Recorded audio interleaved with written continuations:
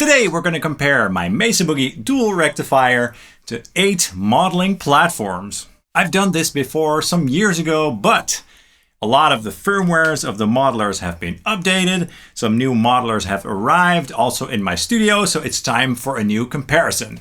The Mesa Boogie rectifier is of course a legendary amplifier, and for some reason modelers tend to have some troubles with emulating this amplifier. It has some very unique characteristics, a sort of loose bottom end and a very pronounced top end, so people call that fizz or sizzle or what have you, but I really like that sound.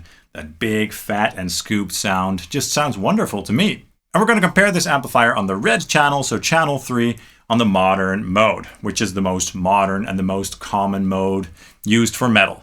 Now, to be upfront, this isn't exactly an apples to apples comparison. You could see it as a Granny Smith versus Pink Lady comparison though, because there are many versions of the rectifier, and not all of the modeling platforms that I'm going to feature today are based on this exact version of the rectifier. However, we're just going to have some fun and compare the amp to the modeling platforms and see what the results are. Also, a lot of the impedance curves and stuff might be different, but I did do my best to take a lot of the sort of variables out of the equation. For example, I'm using the exact same impulse response for the amp and all the modeling platforms, which is an IR by ML Sound Lab from the mega oversized pack, and it's the almighty IR. One of my favorite IRs currently. Of course, that's an IR that will work really well with a Mesa Boogie style amplifier. Now, I did the reamping with the real amplifier with my XFX, so the IR for the real amplifier is loaded into the user IR block from the XFX. And for all the modeling platforms, I've also loaded the IR into the modeling platforms themselves and loaded it into the IR block of the platforms. Because we'd like to know how the unit sounds by itself, right? How close does the unit sound like a real rectifier when you just plug it in and play through it? Now, I used tracks that were recorded with my Schecter E1 Apocalypse Red Rain, so that's a passive pickup, quite a cool sounding pickup, into the amplifier, and then into my Fractal Audio LB2 reactive load on the V30 impedance curve. I used that load box as opposed to my favorite Red 7 because I could match that impedance curve in the XFX 3. And because it's an impedance curve based on a V30, and I'm assuming that all the modeling platforms here also have an IC baked in based on a V30 whenever applicable. And one other thing that I did this time is instead of hooking all the devices up via USB and reamping the tracks via USB, I put them into a loop of my XFX so that the level of the DI stays exactly consistent for all the platforms as well as the real amplifier, because I recorded those DI tracks with my XFX, so the DI track level is unity for all the modeling platforms and the real amp. So that should keep the DI completely consistent. So the IR is consistent depending on the IR loader of the modeling platform and the signal going into the modeler. And I'm also not going to feature profiler or capture devices this time, so no tonex, I'm afraid, and no kemper, and I'm not going to do the captures in the quad Cortex as well, just the amp modeling, okay? I know that some of you are going to be disappointed about that, but that's just how I'm going to do things today. So this is going to be a lot of fun, and let's just go ahead and start right away. First, we're going to compare my rectifier to the Fractal Audio XFX3. I don't have it here, it's in my rack over there. It's on the latest firmware and all that stuff. I'm using the Rectifier 2, which is based on a Rectifier Reborn, I believe, which is the version that came after this. So it's going to sound a little bit different because of that. But the XFX does have the exact same impedance curve as my reactive load. So I'm using that. Of course, I'm using the modern mode on the red channel and all that stuff. Let's go ahead and take a listen.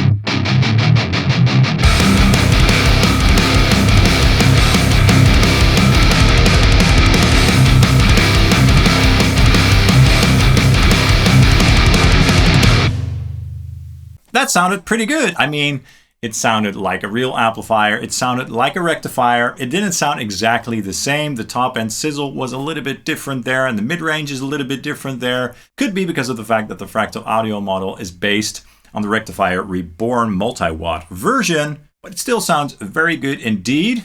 The real amp just had that extra sort of sizzle going on that sounds a little bit more dynamic, and the mid-range was a little bit different as well. But yeah, it sounds pretty darn good. All right, now let's try the Neural DSP Quad Cortex. This one does have an amp model based on a 3-channel rectifier.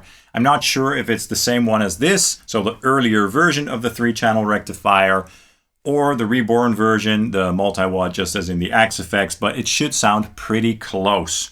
Let's take a listen.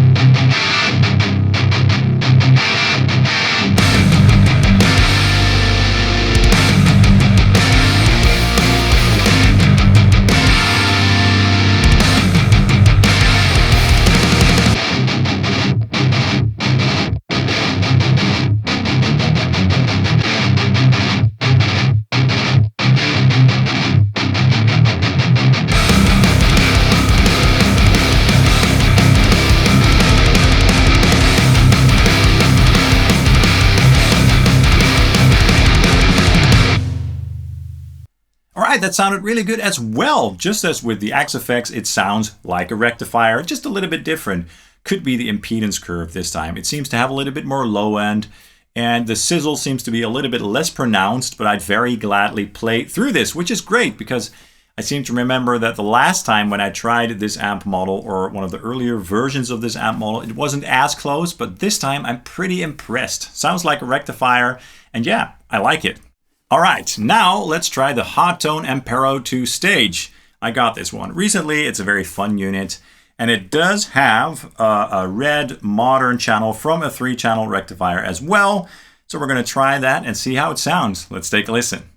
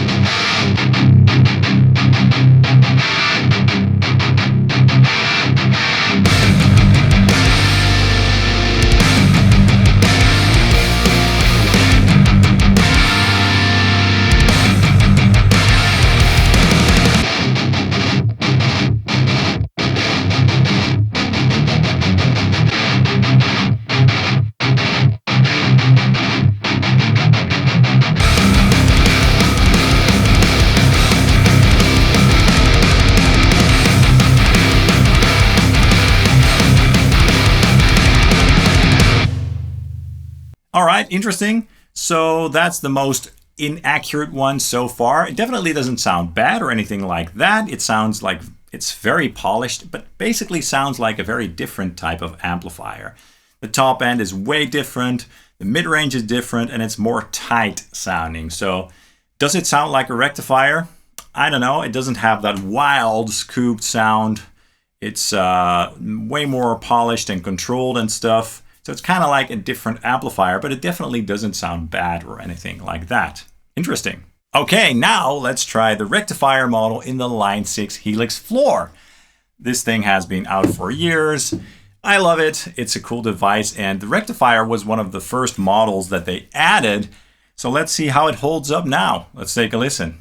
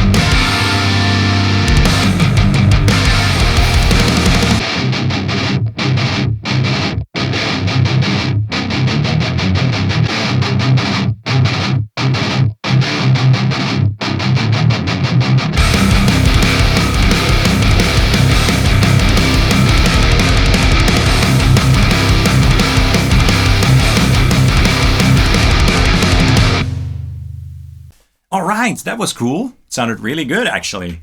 Not exactly the same. Again, it did have its own character. I'm not sure on which rectifier this model is based at all. The top end was really nice. It really nailed that sizzle, but the bottom end was a bit more tight sounding. So kind of sounds like a different version of a rectifier, but definitely very close indeed. Impressive. Now let's try the Amperium Live by Saint Rock, this little guy over here. I think that the component modeling in this thing is excellent, so I'm very curious to see how this will go. This does also have a 3-channel rectifier with the red modern channel, so it should be the same amplifier again, or the reborn version. But yeah, let's take a listen.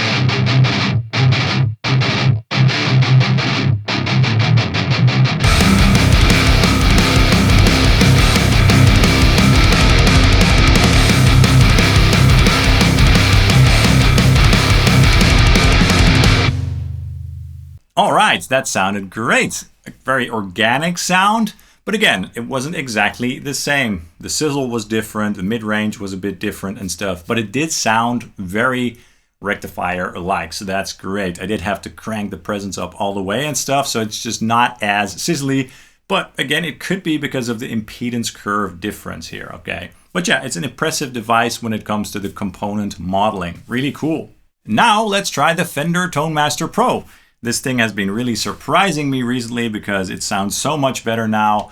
Also with the addition of the impedance curves in the IR block and stuff. So let's try the rectifier model. I have no idea on which version of the rectifier it's based, but we're just gonna give it a go. Let's take a listen.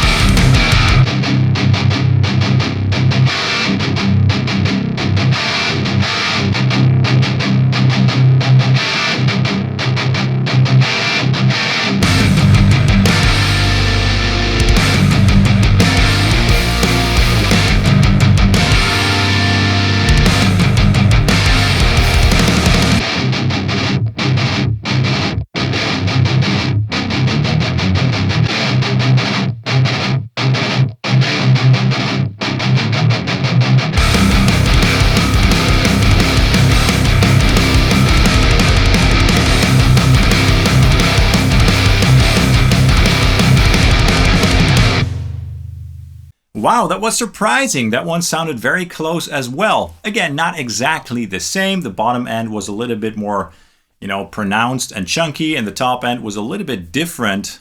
And for the impedance curve, this time I used the impedance curve that is based on the Mesa Boogie oversized cabinet with V30s, so it should sound pretty close because of that, but it lacked a little bit of that sizzle that the real amplifier had, but it definitely did sound kind of like a rectifier. So I'm very impressed with that one as well. It's definitely one of the better ones.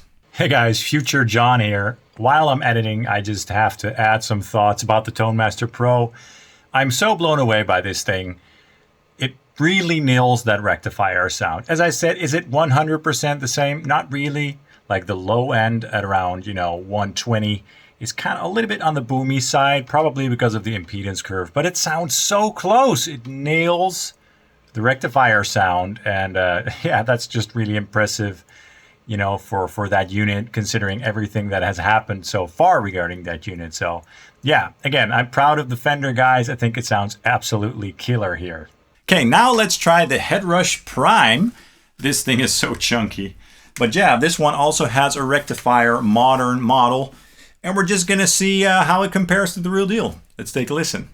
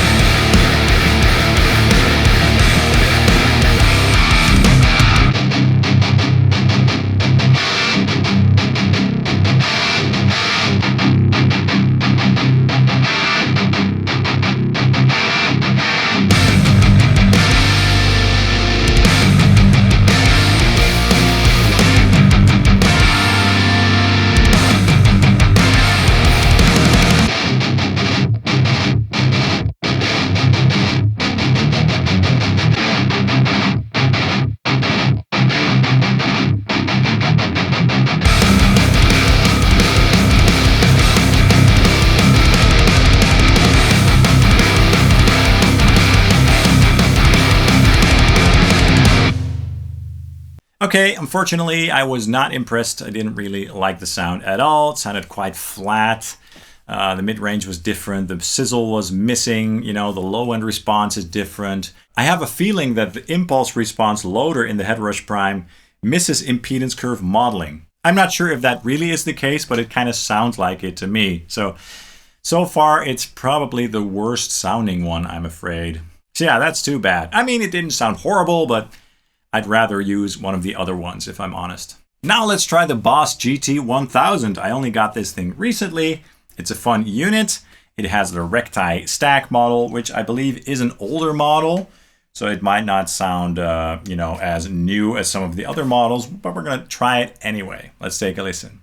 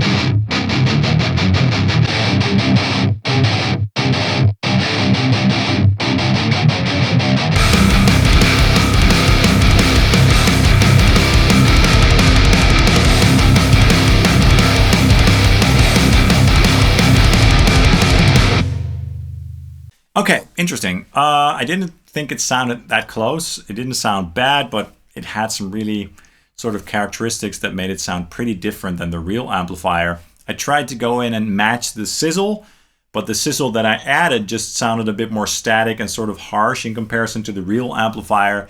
And the bottom end response is way more immediate and tight on this model in comparison to the real amplifier. So in this case, it's not really one of the better ones. I will say that some of the built-in amp models in this thing are really good, like the Juggernaut and stuff, but the Recti stack just doesn't sound very close to my rectifier anyway. Okay, so those were all the modeling platforms. I guess some of the winners here would be the Axe-Fx. Sounded great, not exactly the same, but it sounded really organic and like a rectifier. The Quad Cortex as well. Same story, not the same, but sounded really good. The Helix also sounded really good. The bottom end response was a little bit different, but yeah. Amperium Live was also very impressive, and the Tone Master Pro too. The other three weren't bad per se, but definitely not as close as these 5 ones. But I'd love to know your thoughts, so let me know in the comments down below your thoughts on this comparison. Which platform sounded the best to your ears? Let me know. If you enjoyed this video, please drop a like and subscribe, as that really helps the channel out. I'd really appreciate it. You can also check out my Ko-Fi web store where I sell Neural DSP Quad Cortex captures and stuff. You can also follow me on Facebook and Instagram, by the way. Thank you guys so much for watching, and I hope to see you soon. Cheers.